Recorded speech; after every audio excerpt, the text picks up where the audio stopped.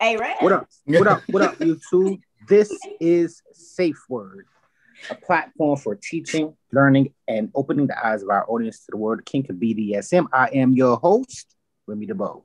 And I am your second host, Aurora Storm. You guys know who it is. It is Kane Marcos. Last but not least, Miss Sasha Lyncher. So if you watched our last video was a combination of part 1 and part 2 of the same Asylum. Yes. So if you were like watching part 1, didn't know where to find part 2, and you were searching all around because, you know, you had to see the end, I just put it together for you. And we're also spending an extra week on mental health within the BDSM community because it's a very important topic, and we are going to be going into the BDSM side of things. So I want to make sure that you guys have a solid foundation and an understanding that we're not crazy. And you're not. Or are we? Yeah, right. So if you guys missed it, the link for the Asylum video, both parts are going to be in the description below. So if you guys want to check it out, or even if you don't, go check it out. Go check it out. And if you're here, look out for that link. It'll be in the description box below. Yes, exactly. And if you're watching, make sure you like and subscribe so we can give you more information on educational information on Kink and BDSM. Exactly.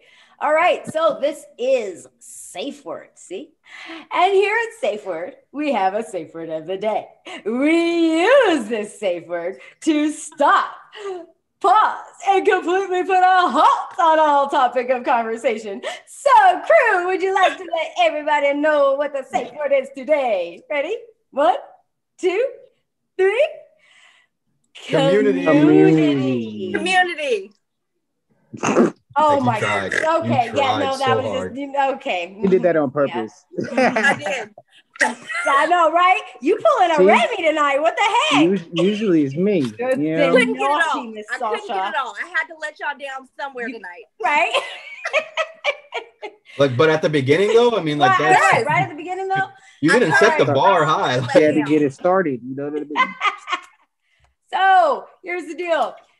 We have some audio issues here at Zoom. So sometimes we cannot hear when we're trying to interrupt each other or talk to each other or saying the safe word. So if no one is stopping when you are saying the safe word, which is community, it's right here on the board in case you forget, community, we have a signal here at SafeWord that we throw up so we know to shut up. Okay, ready? And what are we going to do to show them what it is? 1, 2, 3. And show them what it is.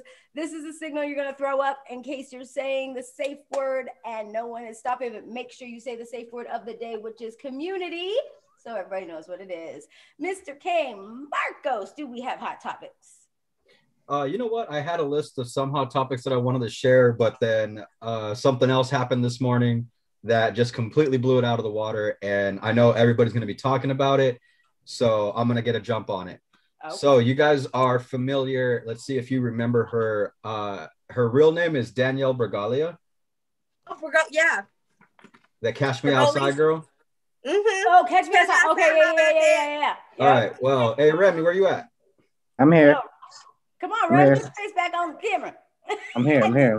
My bad. Hello. You running the show. You taking a break. Nuh-uh. Well, because you're gonna want to hear this. I had to take a nap, you know, Pawpaw. So this chick Danielle, she goes by, she has a little rap name, Bad Baby. It's spelled all janky and messed up. I mean, you can Google it if you want to. A lot of guys are going to after hearing this if you haven't heard it already. But guess who turned 18 a couple days ago? Arrow, come meet me outside. She said, "Catch me outside." Yeah, she just turned 18. When she did the episode on Dr. Phil, she was 14 years old. Oh wow! Yeah. And so she just turned 18 right now, and immediately opened up an OnlyFans and made a record by making $1 million in 6 hours. She ran it up. She ran it up. I could believe it. All you need is $1 million in 6 hours. She posted it on her IG, her OnlyFans like pay information. Between tips, comments, messages, and subscriptions, she was making what she posted. She was at like the $750,000 mark. But Yeah. right now she's That was a blowing up couple on the hours internet ago. for making $1 million in 6 hours, beating Bella Thorne's record of a day to make $1 million. Wow. All right, SafeWord crew, I'm gonna need you guys to open up an OnlyFans. Thank you. No, just Done. like, Say Like, no you- more. Say no more. it's done. It's done. First time I have to go on Maury, tell people to I'm catch for the me team. You outside. got me bent. That's cool. You know what I'm saying? All right, so we can catch you outside. Link in the Yeah. description No, you got to below. do something other than like catch me outside. You got to be like, say it with your chest or Yeah, some right. shit. Something. I'm the I'm gonna have man. to do something. I'm gonna have to do something because people really going for that. It's the exclusivity, I think. Yeah. It really Nah, is. It it's- makes you feel like it's it's more a- one-on-one. What they call it, capping or Trapping? dating or what they call it. I forget what they trapping? call it when they do it for the net, for the internet. Oh, clout chasing. Cloud chasing? Cloud chasing. Yeah. Oh no, No, It's that's her. she's capitalized on the clout that show Yeah. got her. She hates that show. Oh, yeah. She never wanted it to be memed out like that. When she got back from that program, she hated her life after that. So Yeah. she's Sure. literally made her money off Off clout of that. chasing. Y'all want to call me, catch me outside and hate me? Well, then pay me while you hate me. That's cool. Yeah. For real though. For real. It's smart. It's a smart business move. Well played, Like young you. lady. Well played. Get your money, boo-boo. And I'll catch you outside, girl. How about Get that? your money. Whatever, you got $1 million. Let me catch you outside. Right, Right. girl. Let me get that girl. I'm waiting for you outside. Well, there's gonna be a line because who do you think gave her $1 million? Right? Yeah. Like her Exactly. subscriptions at like 25 or like 25 bucks or something. Holy heck. So yeah, like Yeah, there's let's do the math on that. I mean, if we really want to have another discussion, we can know why, but we're not even going to go into that right now. If we're not. No, We're not. we Oh, ain't yeah. No. headed down that lane. He just Catch turned us on 18. Patreon. How about that? Catch us on Patreon. How about that? Yes, I love it. Mic drop in the first 30 seconds. Okay, go ahead, Mr. Kane. I know there's more to the story. oh no, that's it. Just broke That's the it? record, $1 million in 6 So that's hours. 40,000 it's subscribers. unheard of. 40,000 subscribers. Anything else that you could really like 40,000. What's that? 40,000 subscribers to get you $1 million for Mhm. $25. Yeah. Well, yeah. so here was the crazy part is I saw like the IG post that she put up of like her OnlyFans like pay Content. information. Mm. So subscriptions wasn't even a huge portion of that. There was people donating or tipping like $200-$300 on photos. Oh, So Oh, I just believe. between tipping and messages, like just paying to message her, mhm. she was already racking up about $250,000 just in messages. That's Wow. so funny.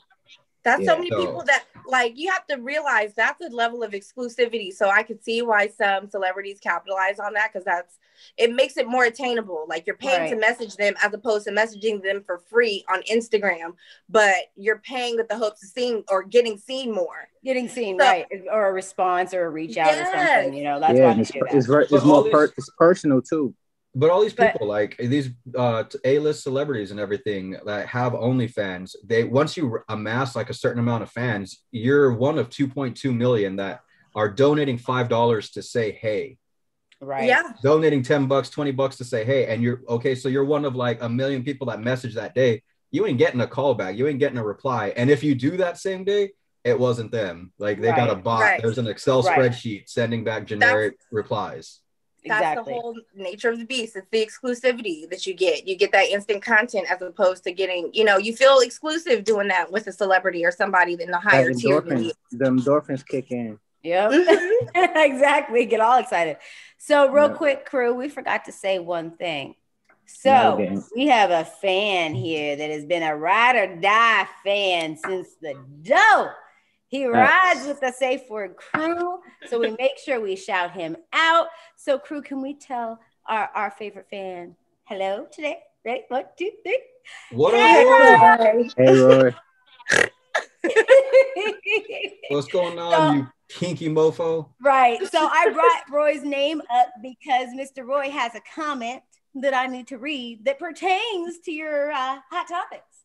So Mr. Roy says, I would subscribe to Sasha or Aurora OnlyFans. Just so you heard it here first, okay? You heard it here first. You just want to see some exclusive content. That's cool. And I'll get y'all want. It's like I can make join my OnlyFans if you want to learn how to tie a tie. You know, like I'll be that dad OnlyFans. This is how you hold your feather. Ooh, Like, yeah. this Join is how our you separate the Patreon, ladies. laundry. You want to see some men do some fucking chores? Join our Patreon, ladies.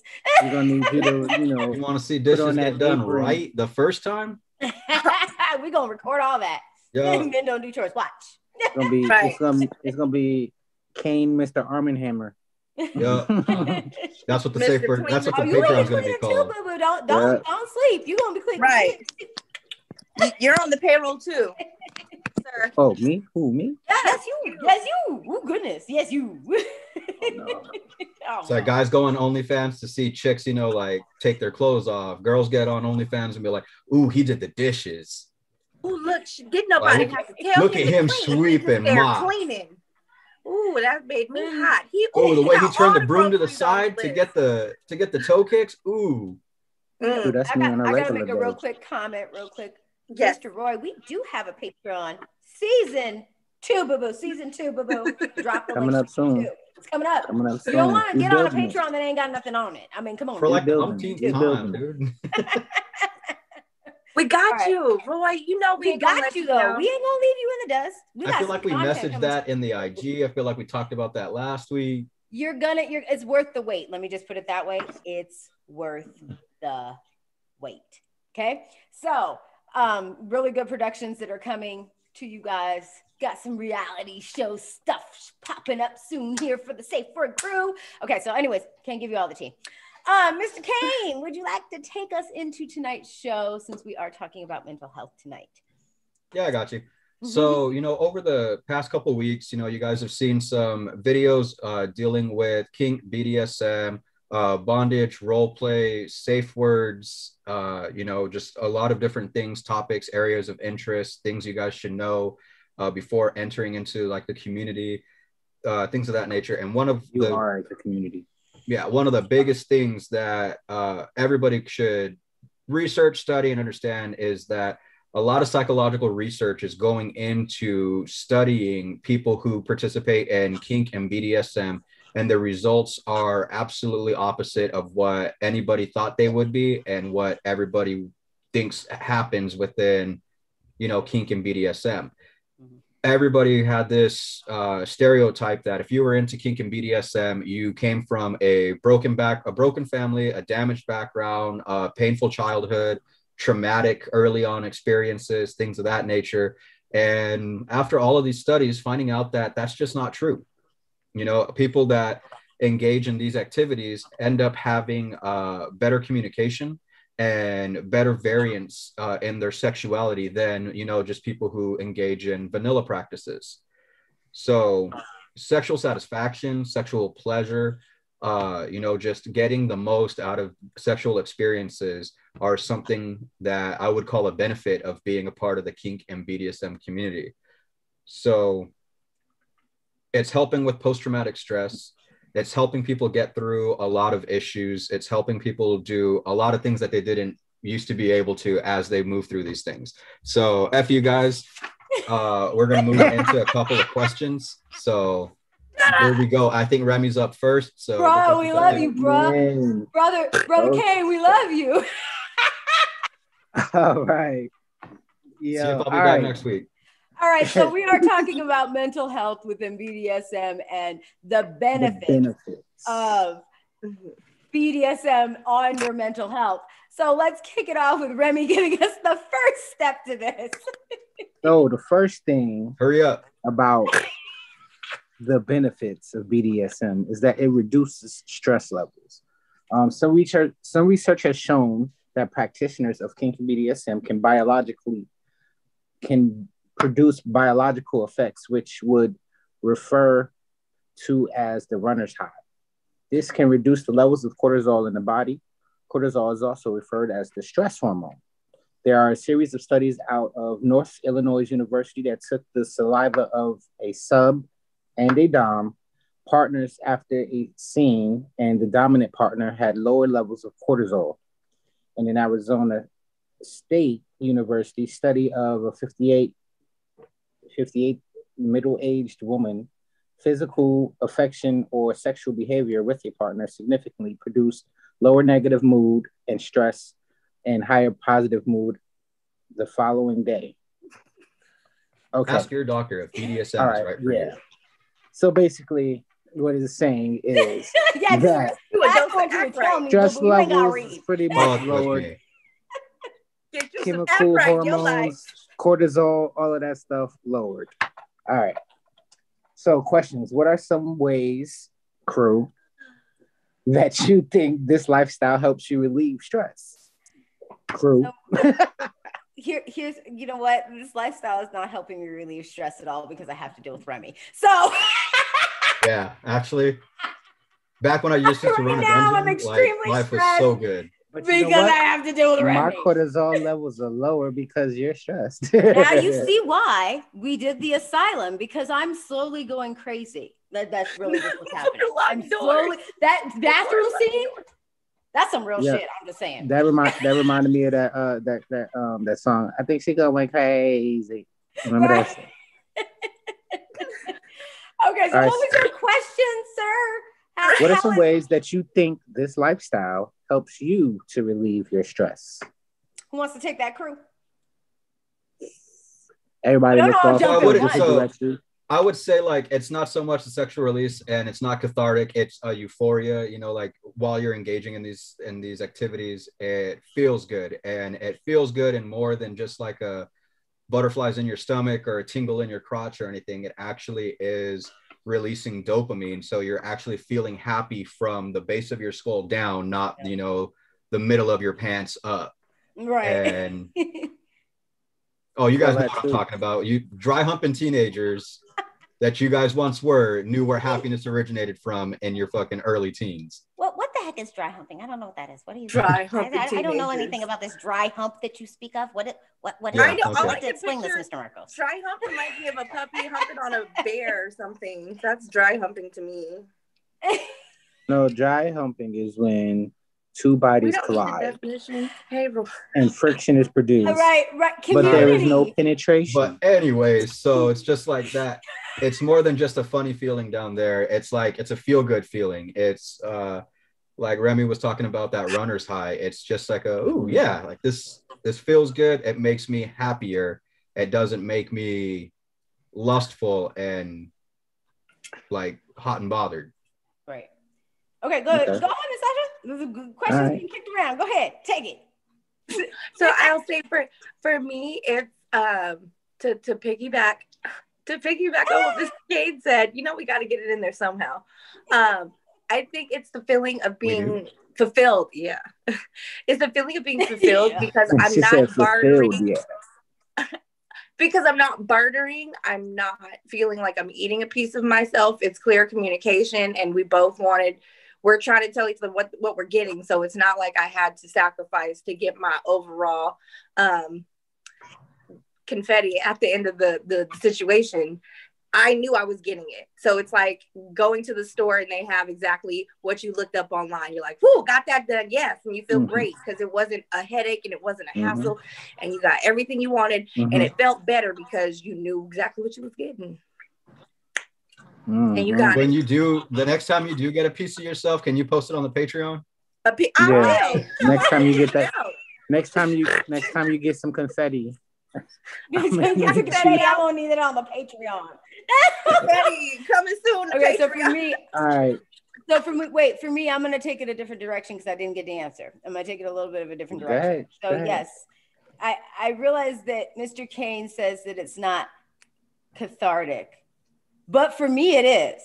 So that's a stress reliever for me. I'm a dom. My thing is floggers, whips, things like that.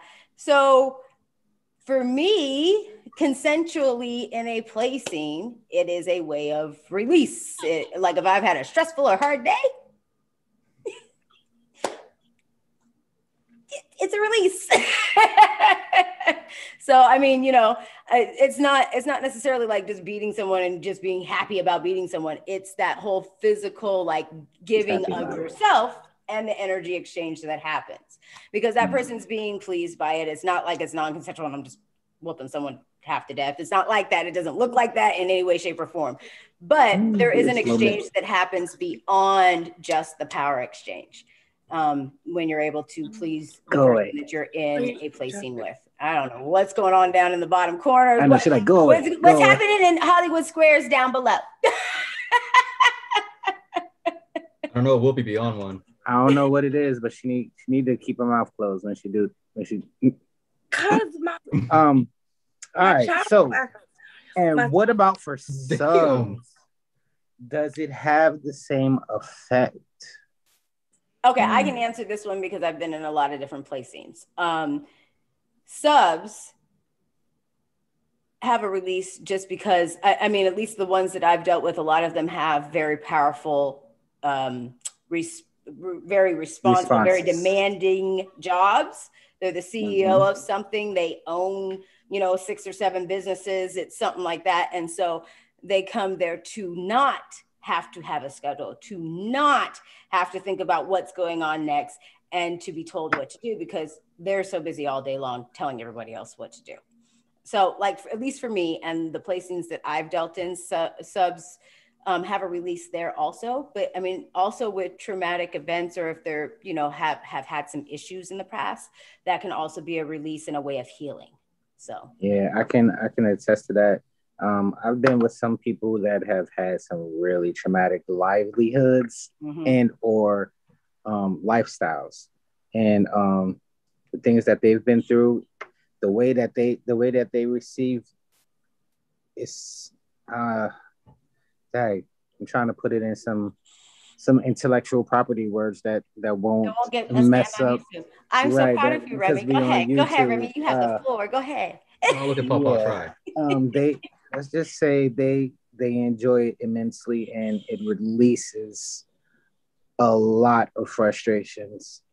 You know what I mean? Yeah. I mean, you can get people in those scenes, depending on your trust levels and how committed you are with that person, and how much time and grade you spent with that person. But you can, actually get people to a point where they're in tears and they can move past that point of being hurt from something and move forward and heal from it. So, and if you have the right guidance to do that, I mean, sky's the limit on being able to be healed through this as well. So it's just something I wanted to talk about. Definitely had somebody crying, just like, I'm feeling something right now, and I don't know. Yeah, it was. Yep. I've had it too. So I haven't dealt with CEOs or anything. Like Aurora's the lucky one. Like, but Etsy moms. Let me tell you about Etsy moms. Etsy moms, okay. Them DIYers. That's a high-strung group of individuals. Remy lost his grip. Okay, DIYers. Okay, so we talk about those garage businesses, that are up and coming, taking off, things like that. That's an actual really a stressful community. I'm not even joking about it. Like there was. I can believe it. Oh yeah. Yeah, there was a couple of conventions that I found myself at just kind of, on happenstance, and ended up passing out a couple of cards, ended up exchanging some information and getting a couple new people interested in, in entering the community that day. And a lot more of them stick through it than as opposed to, like just going out and meeting a random group of people at a S&M party or something, like they're there, they're curious. A lot of them get dragged there, find out it's not for them. So you get some like flaky, I don't knows. But man, that Etsy mom convention was like, I overheard you guys talking, and what's going on? Like, can I get your number? Do you have a card? Do you have an email? It's like, oh, okay. I'm not expecting to get too many replies from this because this doesn't seem like the proper venue. Yeah, but I don't think I could drop cards in a scene like that. That's pretty brave. Yeah, I mean, it was like farmers market status. Yeah, right. And so what, like the farmers market, the catharsis that they were trying to relieve themselves from was, like just supply and demand, getting a little bit more in over their head, needing some kind of release. And finding out that being able to explore themselves sexually and explore themselves on a more physical level, more than intimacy, actually helped them cope with their stressful demands of their everyday. Yeah, the anxiety, everyday anxiety. Yep. It's a way Yeah, it definitely releases that anxiety. I can only imagine, like, just, you know, if you had to sit there and put beads on a needle for like 16 hours a day, yeah, you're gonna either want to whoop somebody or get whooped. So right, just release you got the it. It's gotta kids be pulling something that else for more you. They than got to life make to some do money. this. Yeah, I believe it. Yep. All right. When did it click for you that it helped relieve stress? And what form of play is your go-to stress reliever? So I found out that I really enjoyed messing around with whips when I was younger. I caught one at a garage sale one time. It was braided leather, and just twirling that thing around and kind of getting to know it a little bit better. I think I was like 12 years old.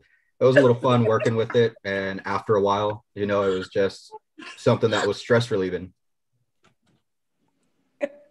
All right. Sasha, have you found a way that it is a stress reliever for you? You know, it's a stress reliever when my subs act right. It's very much so a stress reliever when my subs act right. I'm sorry, y'all. I'm in the dungeon and one of my subs is not acting right. So I apologize, you guys. Baby, don't you better get up on it. I'm telling you, yeah, season 2, y'all gonna see what's up because the Dom is coming out, child. I will say I was young. Why aren't they bracketed to the wall so they don't get in your shit? Thank you. Let me get my quill out right.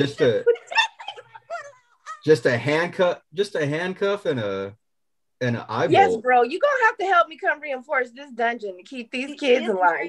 I call myself my kids sometimes because some of them we ain't gonna talk about that. But it clicked with me at a young age because I felt the tingle at a young age, and I educated myself to know what triggered that tingle and how to make the tingle go away.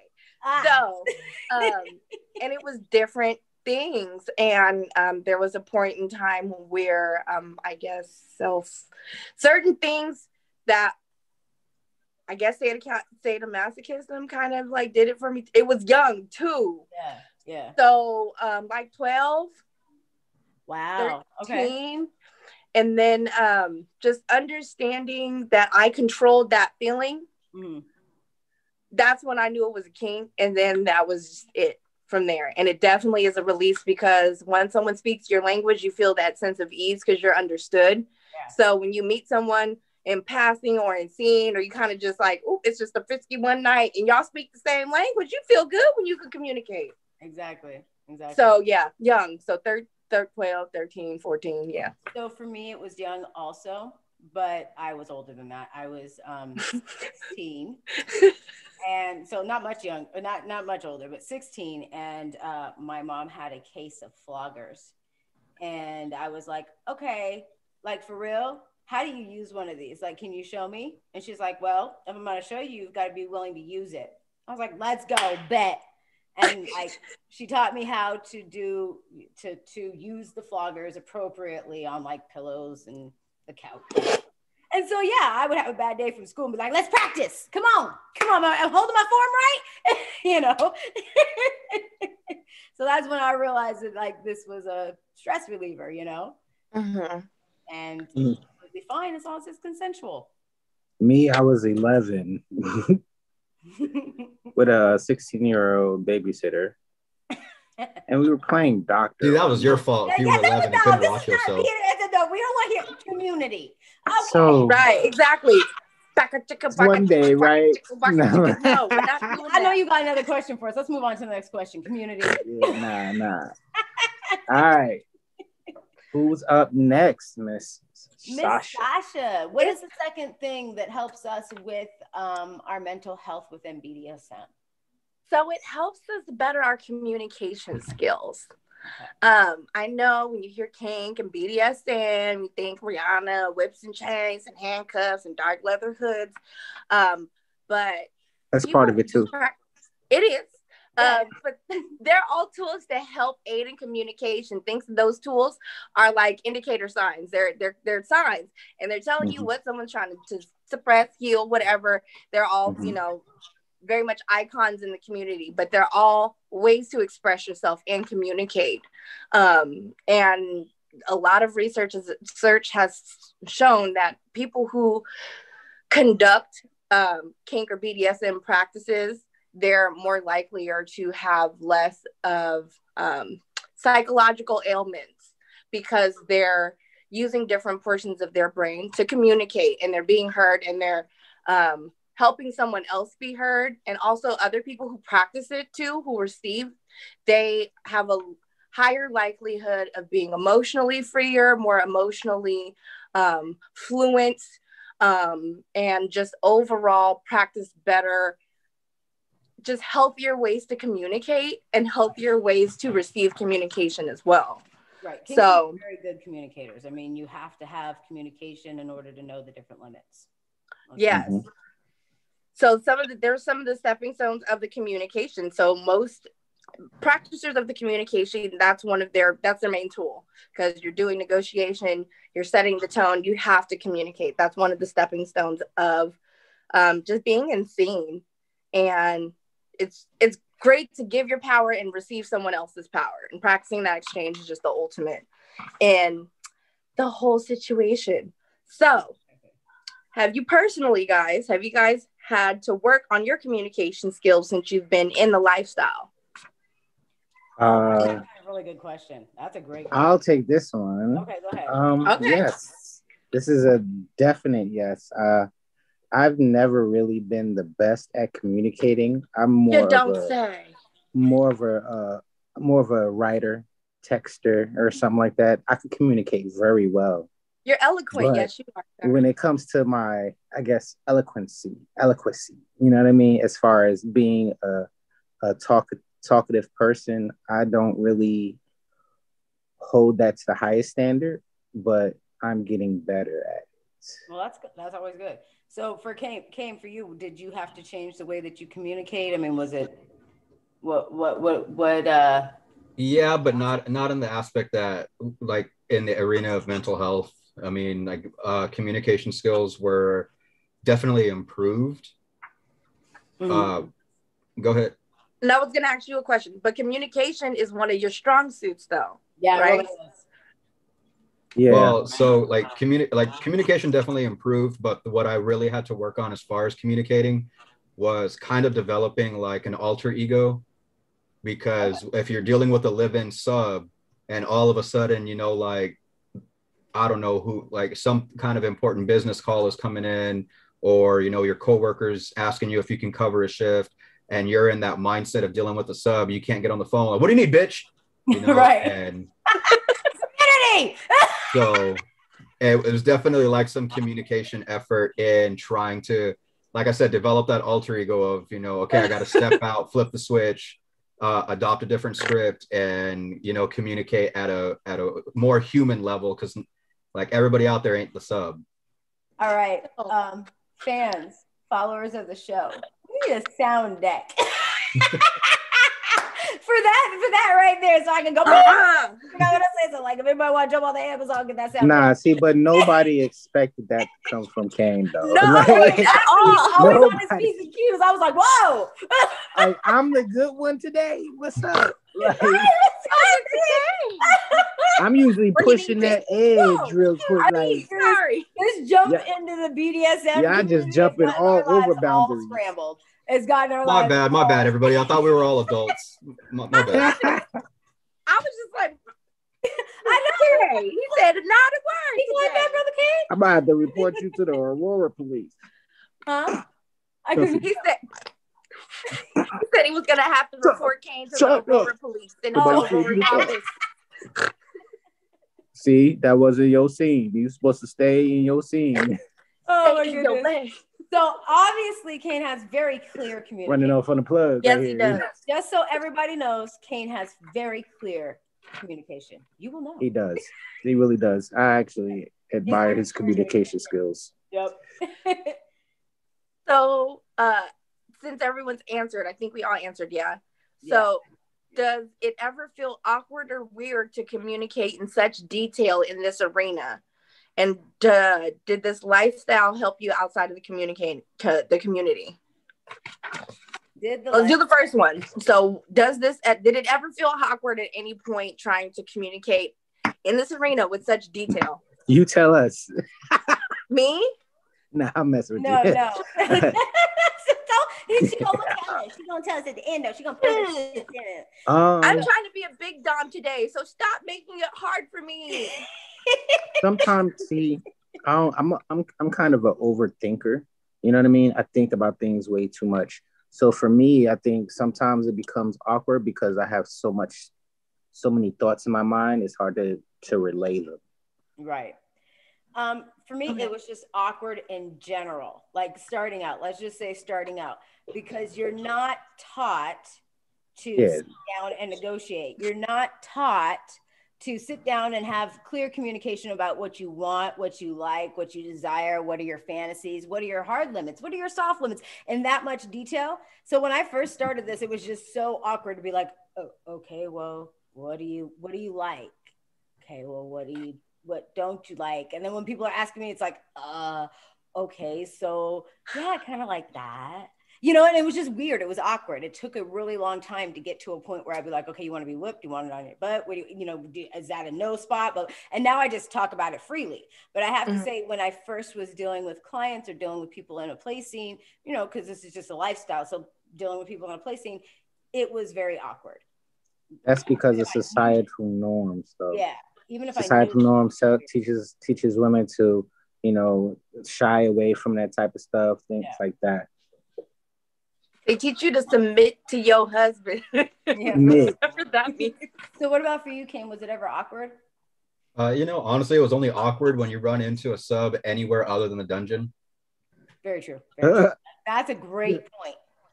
Okay, explain it. I mean, it's just kind of, I mean, as a dom, like, I don't ever put it past, you know, anybody's basic human needs.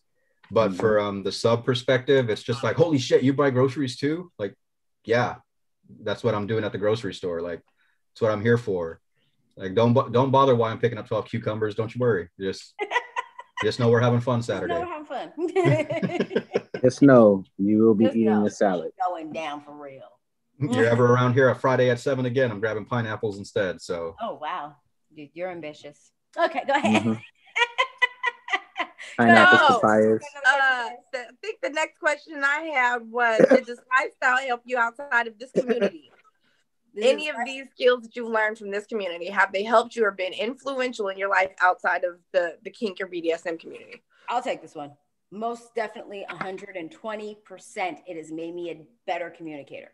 To complete strangers, I can tell you what I like, what I don't like, what I'm going to put up with, what I'm not going to put up with. I mean, it's a whole thing. And it really took some self-awareness to figure that out, to connect with, you know, and that's part of what this is. Really, it's about getting to know you. It's not necessarily always about the other person in the play scene. So, okay, who wants to take that next one? Mr. Remy. You didn't answer the question. The next one, let's see. No, you're answering a question. Answer the question, boo. I know, that's what I'm thinking about. Oh, I said the next one. I know you ain't thinking about the answer. You don't remember the question, Papa. We on this one right This is why I called him out the back of the class, because I knew he wasn't paying attention. I was not paying attention whatsoever. I was singing a song and everything. When the bell rings, the class gets quiet. I don't even think I heard you talking. Like, all I heard was getting to know you. Phenomenon, dude. I just straight tuned out just now. I was like, okay, so is this something, communication skills, is this something that helped you in outside of your life, outside of practicing BDSM? Actually, yes. Does it help you? Yes, because when it comes to negotiating and things of that nature, even like with employment, like you trying to negotiate your salary, you know what I mean? Like that can be a whole ordeal, you know what I mean? Pay, benefits, everything that pertains to your job. You know what I mean? Even talking to people that you represent, or I'm trying not to give away a job, you know, what I do and stuff. But yeah, it definitely helps with the communication as far as that goes, because you're a little bit more intricate and you wonder, you think for the other person as well. You know what I mean? Oh yeah. So you think, you kind of think ahead in a way. It's almost like chess moves. Right. So Kane, what about for you? Does it help you outside of your play scenes? Oh yeah, I mean, absolutely. It's, communication is going to help you like anywhere. Being able to communicate and convey what you want. Talking about communication and kink and BDSM, it's not just, communication doesn't just apply to kink and BDSM. If you know how to speak your mind tactfully, and have a semblance of respect about how you go about things, communication is going to get you almost everything, 9 out of 10 things that you want in life. So if you have a good basis of communication, it's going to help you everywhere else, negotiating a mortgage, getting that job, doing all that stuff. Exactly. Okay. Yeah, making googly eyes. No, it's not you, Kane. It's not you, Kane. Yeah, you guys keep knocking me. Leave me alone. It's like every time I'm saying something, it just I know it it just so happens to be during the time that you. And Miss Sasha, would you like to comment on that? You keep getting away, little Miss Pretty, in the corner without giving your opinion on the matter of these questions here. We would like to know if it helps you outside of the kink community. Yeah, let us all hear it. So, I think. Therefore, I am. Yes, exactly. I'm an anomaly. Duh, you know this. I think being clear is a part of how I communicate because I have a learning disability. Okay. So that is a part of my everyday life. I think being in the community empowers me to be outside of the community, because within the community I could just receive. Right. I could just receive. So I think being in this community empowers me outside. Has it helped me? I think it gives me the release I need in the community to flow throughout my life. Okay. So yes, it's very much, it helps bridge, I guess, my body to my soul, I guess, because my soul does, but my body isn't acknowledged, but my body gets acknowledged in community, if that makes sense. What? Does that make sense? It's like appreciated. It did, but it like didn't. I'm a soldier in life, so I do. So being able to be a part of the community, and I guess get the attention that I want, because I don't. It's gives hard her to the empowerment to step outside of the community and be who she needs to be. Correct. I get it. It gives me the fuel. Yes, that I need. It's the fuel to her fire. So do we have another question act right that deals with communication, Miss Sasha? It really does. It's freeing to be Miss on the Sasha, same. Miss Sasha, next question. Okay, sorry. Let's not talk about how much I like communication. So even in your own personal relationships, have you used some of the tools or tactics that you practice within the community? Do you take those outside? Like within your own personal relationships? Yeah, so even in your own personal relationships, have you used any of the tactics that we've talked about, like the communication tactics? Have you used them in your own personal relationships outside of kink? Yes. Go ahead. Remember. So, sometimes, like, I play games on my phone and stuff like that, like just games, P2P games, all that stuff, right? So a lot of times people catch attitudes, get bratty, all that stuff, and I just be like, oh, dang, he like a bratty sub. Okay, I know how to deal with him. Right. You know what I mean? Like things of that nature. Like you just see certain things, you be like, oh, that person is like this, that person's like that. And you know what I mean? You kind of differentiate how to actually assess people and deal with them in the way that you learned how to deal with them accordingly. But here's the question.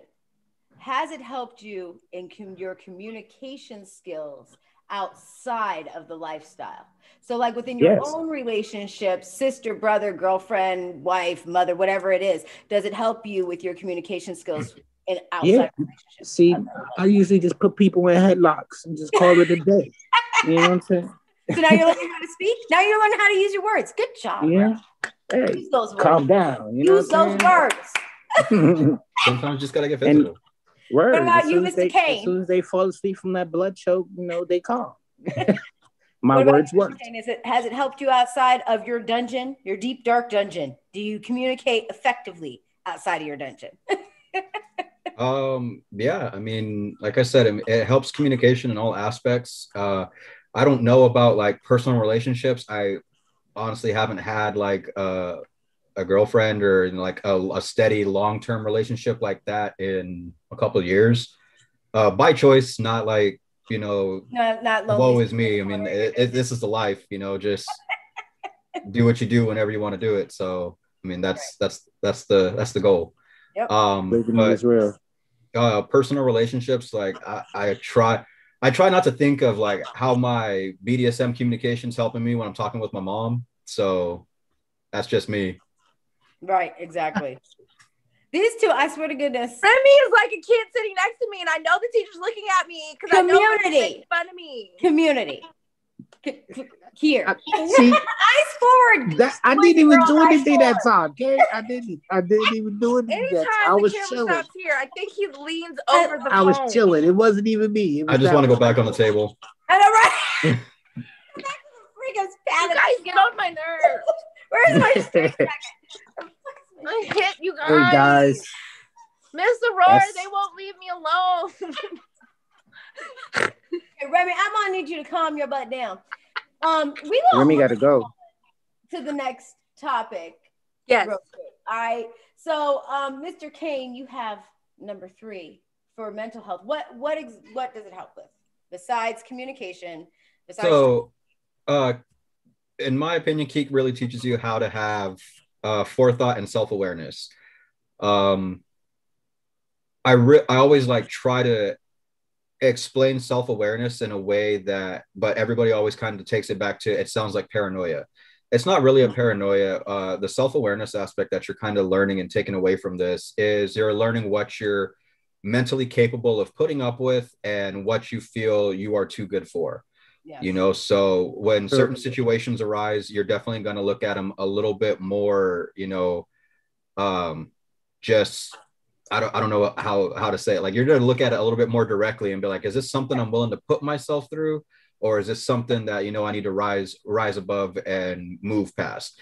And you'll let go. You'll start to notice that you're letting go of a lot more petty shit when you're able to communicate, when you're able to have that self-awareness, because you've already gone through a situation, whether as a dom or a sub, to where you've had that experience. You've experienced some type of pain or something or other.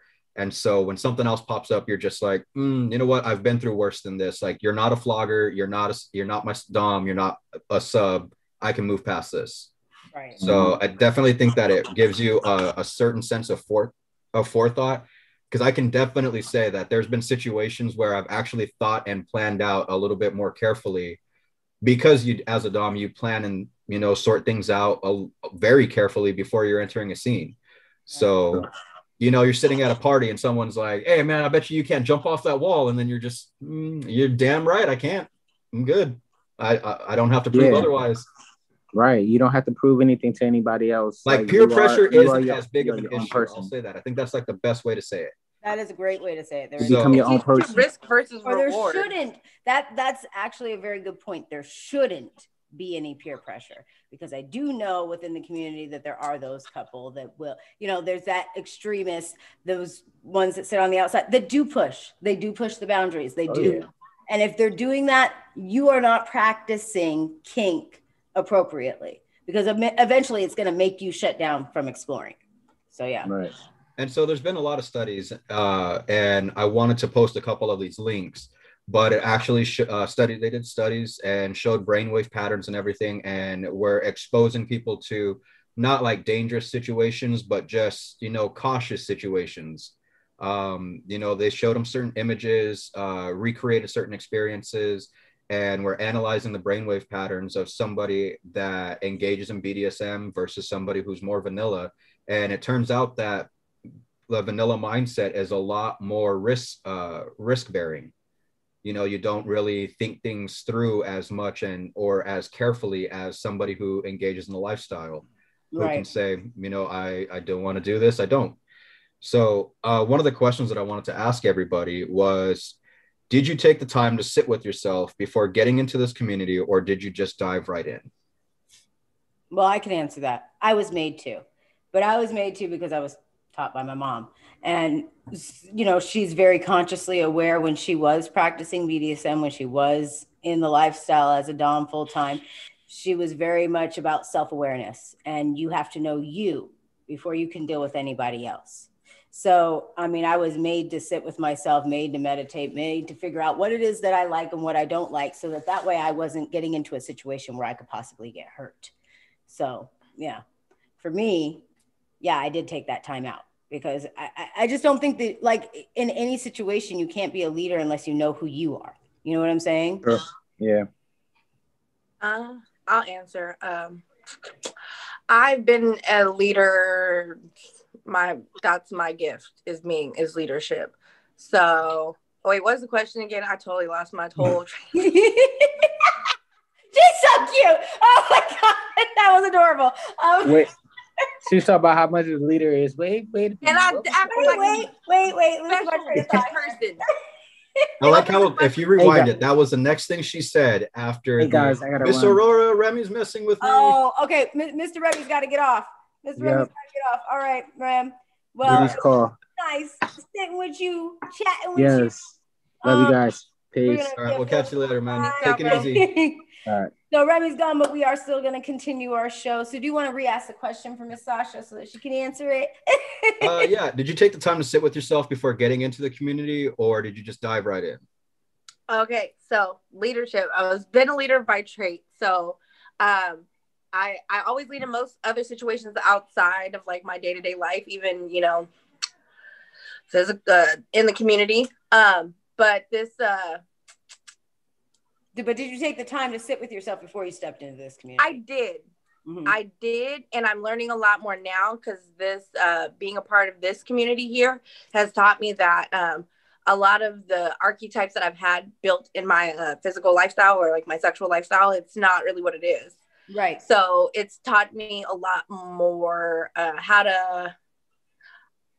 how to address what I want, and knowing that it's not a problem. Like, being a part of this community has helped me know that, like, yeah, it's not a problem to, right. Yeah. So I have sat with myself. I think just now, within the last 5-6 months. Okay. Well, and that's perfect, because you're just stepping into this. So that's perfect. Yeah. I'm just I've made her do the work too. You gotta sit with yourself. You gotta sit I was in it a lot more than I was. So it's like being around people that you should know, but you don't know them. So when you're like dabbling, you're just like, this is not how I see it in my mind happening. Right. So the more and more I'm getting educated, I'm like, yeah, because I don't speak that language. I don't speak vanilla. Right. Exactly. Yeah. So you got another question for us, Mr. Kane? Or do you want to comment on that? Did you answer? I did. I was the first to answer. Oh, okay. I don't know. For me, I kind of woke up in this role. It wasn't something that like I dove right into, and it wasn't something that I sat with myself for very long, so to say, because I kind of started talking with a Dom one day and found out that a lot of the things that they do were, you know, things that I do. It's just kind of, it was just like, oh, okay, cool. Well, like I kind of do that too. And what else do you do? Or yeah, I do that too. And then they kind of invited me into a couple of, events. And then it was just like, this is pretty normal. Like, this didn't bother me as much. And so I kind of stepped into that role. It wasn't very difficult, so to say. And then that's when I started seeking out, you know, people who knew more than me and wanting to find out just exactly what the extent of my knowledge on some of this stuff was. So did I sit with myself? No, not really. I was kind of eager, but I wasn't able to dive in because like I was kind of already in. I just didn't know it. Right. Okay. So yeah. So do you personally know your likes and dislikes, and can you communicate them effectively? Now, yes. Before, when I was first starting this, no. And I think I've already touched on that. Yeah. I've always known. Sorry. No, you're okay. Now, I just said now I'm very direct. Right. I've always known what I like and don't like, but I've never had someone I felt super comfortable communicating it with, because I feel like it was always going to be weaponized against me, because I wasn't partnering with someone who spoke my language. So I felt like whatever I was sharing or communicating would end up be replicated on me in a way that was not expressed. Right. Yep. So yeah, it's definitely taught me a lot. You got another question for us, Mr. Karen? You want to add on to it? What's your 2 cents on it? Yeah, just one last thing. Do you always have a level of forethought before entering a scene, and what do you do to mentally prepare for it?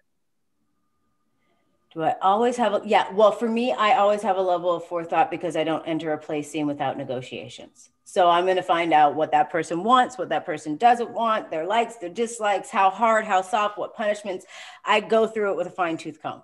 So for me, yes, there's a ton of forethought and a level of creativity. And if you've got the same person coming back to you week after week, you got to get creative. You know what I'm saying? You can't do the same thing every time. You got to spark something, do something different that sparks their interest, that takes them to another level, takes them higher. So if you don't have forethought, if you are not creative, find some creativity before you jump into this community. Really, honestly, you got to be creative. You got to still be a kid stuck in your imagination, you know, in some ways. Just free to think about, you know, how to do these things. So for me, there is forethought, there's preparation, there's planning. And to me, I don't really think that there's anybody that lacks creativity.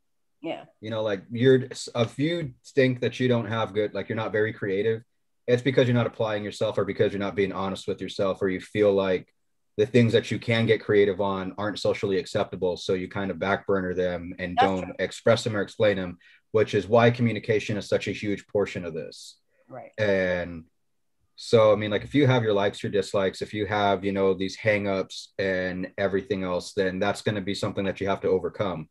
Because before you enter a scene, yeah, there is a mental preparation that you have to go through. Mm-hmm. And if you're somebody who's just like, oh no, it's like as soon as, you know, they say scene on, it's like, okay, and flip the switch. It's like, okay, I think there's at a certain point you can get there, but it's not going to be first off. It's not going to be, you know, immediate. So definitely take some time to understand and mentally prepare yourself for what you're going into. Right, exactly. So is that all the questions for being self-aware? Yes, ma'am. Okay, so I'm going to take the very last stab at this here and tell you what it helps with. It improves your mental health. So I am going to read a little bit because there are some statistics, and that's what I really want to get out because they're important.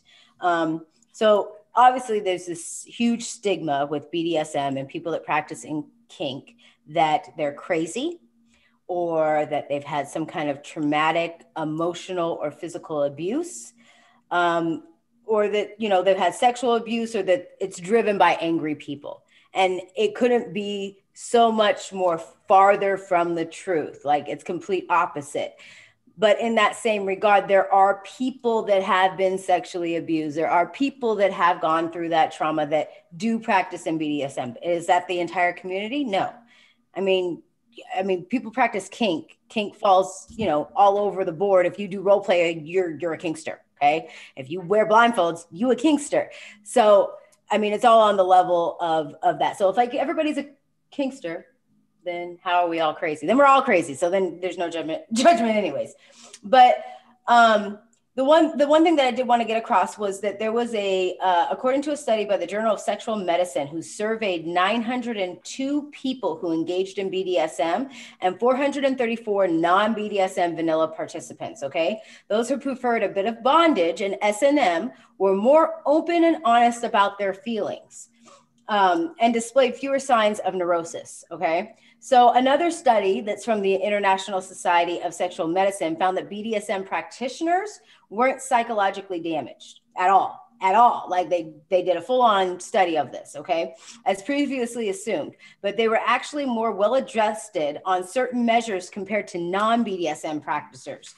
So, I mean, you know, to make a long story short, they did a bunch of surveys, and the people that practice kink and S&M and BDSM were actually more level-headed and more sane and more balanced. They didn't have seasonal depression. There's all these different things.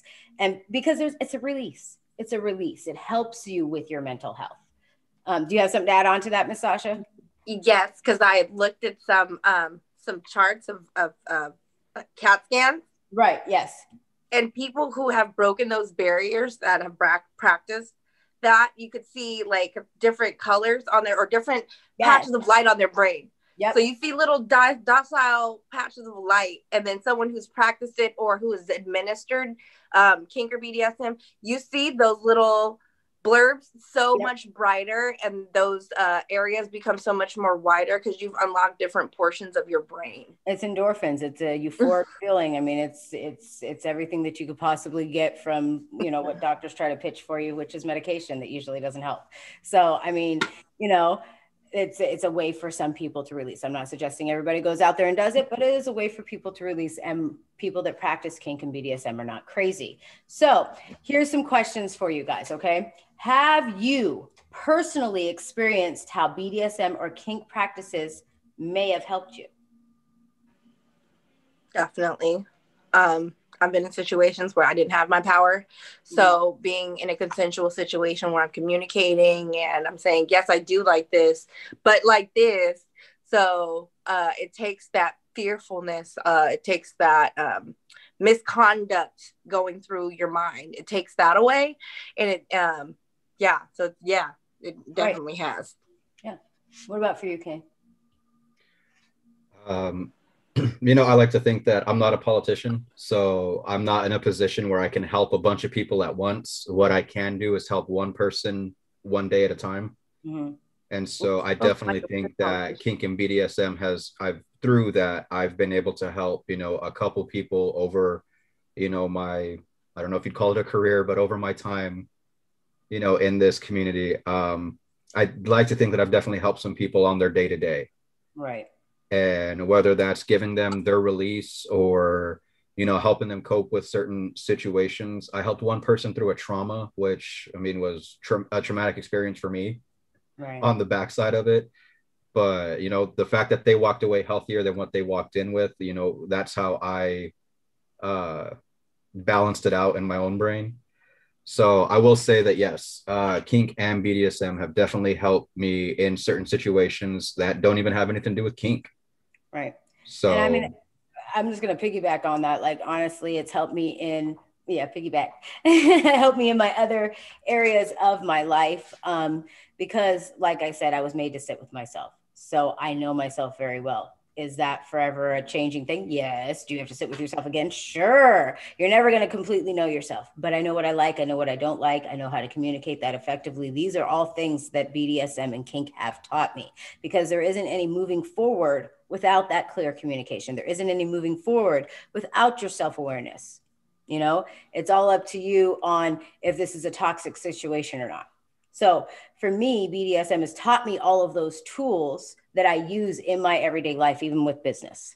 Negotiations happen in business. And this is something I practice on a daily. So when I end up in a business situation, it's just a different topic, but it's the same kind of negotiation, you know? So in what ways do you think that it's helped your mental status? Do you think it's helped your mental status at all? Yes. Yes. Okay. Go ahead, King. You know, just everything that we talked about. I mean, helping with communication, giving you forethought, giving you self-awareness. I mean, that's all improving on your mental health. And so, you know, to say that has BDSM kink helped me? Oh, absolutely. Would I say that it's for everybody? Probably not. And there's just a couple people right off the top of my head that I don't want in the kink and BDSM community. Mom.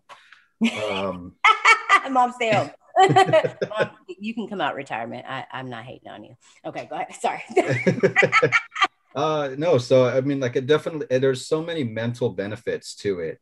And don't get us wrong, like, we're not sitting here saying, you know, like, this isn't you know, sponsored by AstraZeneca, you know, like, try kink today. Right. Ask your doctor if kink is right to you. Side effects might include, you know, so we're not pushing this out there. We're not trying to be pushers. Right. But we definitely want to expose that there's a lot more benefits. There's so much more to kink and BDSM than rough sex, devil worshiping, and all this other stuff that it doesn't even occur. The furthest from the truth. 8 out of 10 scenes. It doesn't occur. Yeah, that's the thing. And we did some Mythbusters a couple shows back. Like, I think our first show with the BDSM whole thing was Mythbusters. So if you haven't watched that, go back and check it out, because we bust down all those myths for you. Mm-hmm. Okay. So let's see. Do you think it's helped your mental status, Miss Sasha? You didn't answer that question. I was hoping you didn't ask me again. I will say this. I'm learning that not being a part of the community has been more hurtful to my overall mental status Right. than anything. So I'm hoping going forward with some of the practices and maybe the communication skills and being more direct in this arena, it'll help me fix some of the past traumas I've had just being in the regular sexual education community. Because it's very stifling, and it's put me in this position where like, yay, I found like my people, I guess. Right. So hopefully me embarking on becoming a big girl dom, my dom steps, and kind of empowering myself in my community, because it is my community now, that I will be able to utilize my gifts overall and kind of heal myself going forward. Because that's a great point, because it does help you heal yourself as well. It really does. Okay, so like for me, yeah, I think it's definitely helped me with my mental status. I have dealt with depression in the past. I have dealt with seasonal depression. I grew up in Alaska, and in Alaska, during the winter, you get the sun comes up at 9 and goes down at 4. You know what I'm saying? You're in class and it's pitch black. So you get seasonal depression. And I would say through Kink and BDSM, I have found ways to not even need to go to the doctor or a therapist or go talk about it. I wouldn't say that this is my therapy, but it's definitely a release, and it helps me connect with me. Even if I'm in a play scene with someone else, it helps me connect with me. Every single time I'm in a scene, something new about me comes through for me. So I think definitely it's helped me just have a better balance with myself, just because, I mean, you have to communicate with other people. You have to communicate within yourself. You have to really look at yourself and go, oh yeah, I'm into that. Dang. Okay, that's not weird. I'm into that though. You know what I'm saying? So, I mean, there's steps that you have to take through this, and it's really about self-discovery in the end of it all. It really is. It is. It definitely is. So, I mean, yeah, I definitely think it's helped my mental stature besides being out of Alaska, but it's helped me. So, yes.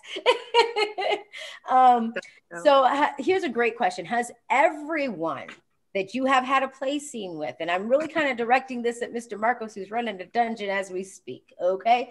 So, has everyone that you have been in a play scene with had some kind of trauma, right? Or so is that like the way that they seek you? Is that why they seek you out? Have they had a level of trauma and that's why they're seeking you out? No. Have you ever had somebody have trauma and seek you out? Yeah, I've had one that I actually helped and one that I think I made worse. Oh, geez. Okay. Yeah. So, honest. That's good. What happened? Tell us that story. It's not really all that interesting.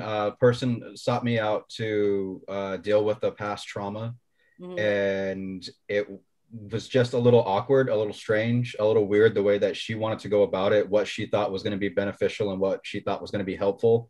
Right. It wasn't at all helpful. I just, recreating the scene isn't coping. Right. Yeah. So it was something that I kind of refused to do, and that person ended up, I don't know what happened to them. I haven't talked to them in a while, so I can only hope that they're okay. But I do know that they did go through a little bit more of a rough patch afterwards. And you can't, as a dom, you can't help but feel somewhat at fault for not being able to help that person through that trauma. But she wasn't willing to listen to any kind of reason. She wanted to recreate her trauma. Well, and in some cases, in some aspects, depending on the person that you're dealing with, if they are... I know what you're going to say, right. And this was not one. Right. Well, no, and I'm just saying for people that are watching and they use this to deal with their trauma and they recreate the scenes to deal with your trauma, you're not wrong. Okay, you're not wrong for that. From a psychological perspective, there's a lot of steps that happen before going immediately. You don't start with recreating the scene. You actually have to digress the symptom, the situation, and deal with other stuff. And then once you develop all of the tools and then you feel comfortable, it's like you have to level up before you face the final boss. There is one of those final bosses. It's like a diagnosis. So you have to do diagnosis and treatment before you get the final, like, boom. You can't just, that's it. I'm really so glad that you said that, Kane. it is about leveling up, and that's kind of what we're talking about here. It's about being self-aware. So even if you're coming in and you're trying to get help with trauma like that, there are steps that have to happen before you can just walk in and recreate a scene. Walking in and recreating a scene will cause subdrop. Walking in and recreating a scene will cause other issues where they're not, able to even move past that. There are steps that have to happen. That's a whole nother topic though. Yeah. But I mean, as far as like, why do people seek me out?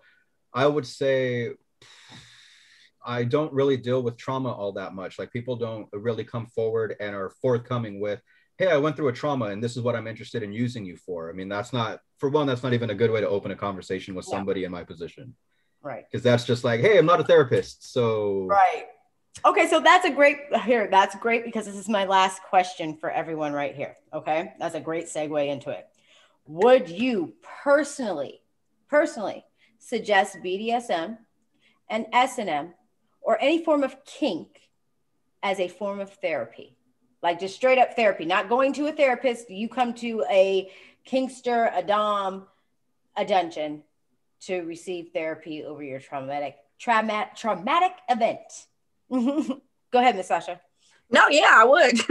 I definitely would. You're being heard. It's using all the senses to help someone address something. And that's a part of psychology too. Your senses, you're hearing, you're seeing, you're connecting, you're redirecting those thoughts and energies towards a different memory, if that makes sense. Right. So yeah. Correct. You're reconnecting someone with an experience. So I would recommend, because even if it's communication, you've been abandoned, you've been displaced, there's so many different aspects of kink where you could be tender and attentive even in this big bad world of kink and BDSM. So definitely, who doesn't like to feel good? And we all want to feel good, mind, body, and soul. So I feel like it's a universal kind of communication that we all use anyway. So yeah, it would be great for healing. Okay. So what do you think, Kane? I hate being the one that's always on the fence. Like, I hate that I'm always like, yes and no, maybe, but not really.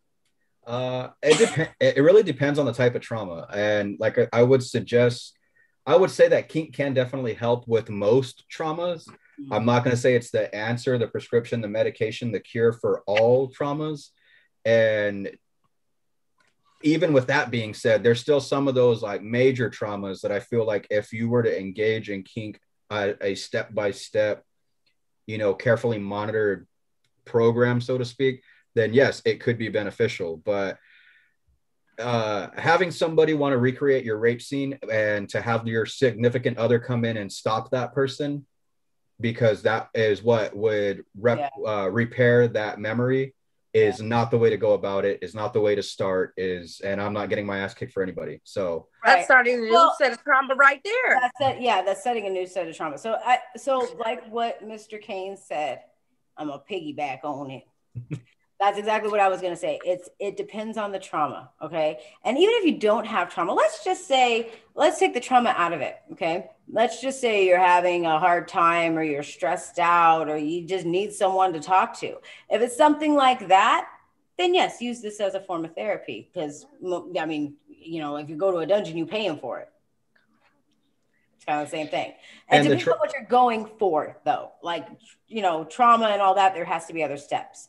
But I mean, as a therapy, as a way of release, yes. So it's like yes and no for me too. It depends on the person. It depends on where they're at. It depends on what they're seeking it for, you know?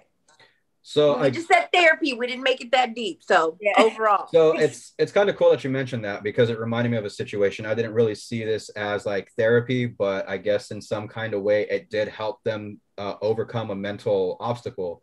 Had somebody that started a night shift, and was part of their night shift was going around to different locations, different sites, and doing like mail pickup and things like late night deliveries or late night transportation.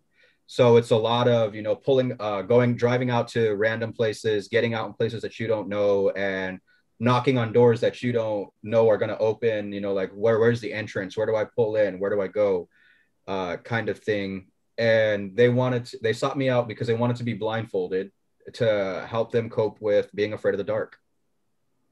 It was something that they never overcame. They said inside the vehicle they were fine, but the second they have to get out, they don't. It was literally things that go bump in the night. Right. And And so yeah, that's definitely a way to try and help somebody over that, over so that hurdle. you give somebody sensory deprivation, blindfold and earmuffs, and then you walk around and you kind of have to not scare them, but just let them know that you're there. And it was one of the cool things was afterwards, it was like, this person was explaining to me, oh, this is what I thought was going to happen. This is what I thought was going to happen. I was so sure this was going to happen. Right. And they're afraid of monsters, ghouls, aliens, the works. And it's like, you're here with me.